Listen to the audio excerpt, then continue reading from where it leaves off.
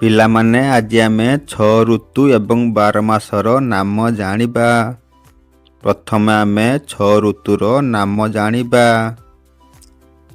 1 ରେ ଗ୍ରୀଷ୍ମ ଋତୁ, 2 ରେ ବର୍ଷା ଋତୁ, 3 ରେ ଶରତ ଋତୁ, 4 ରେ ହେମନ୍ତ ଋତୁ, 5 ରେ ଶୀତ ଋତୁ, 6 ରେ ବସନ୍ତ ଋତୁ। ଏବେ ଆମେ 12 ମାସର ନାମ ଜାଣିବା। 1 ରେ ବୈଶାଖ,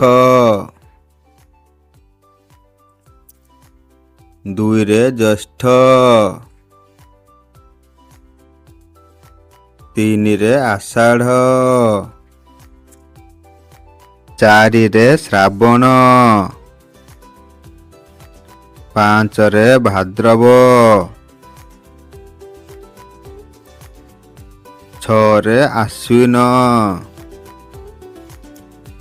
7 ରେ କାର୍ତ୍ତିକ,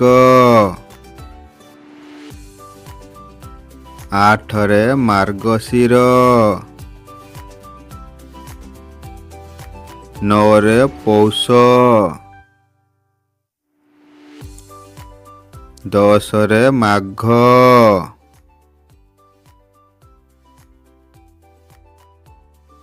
11 ରେ ଫାଲ୍ଗୁନ, 12 ରେ ଚୈତ୍ର।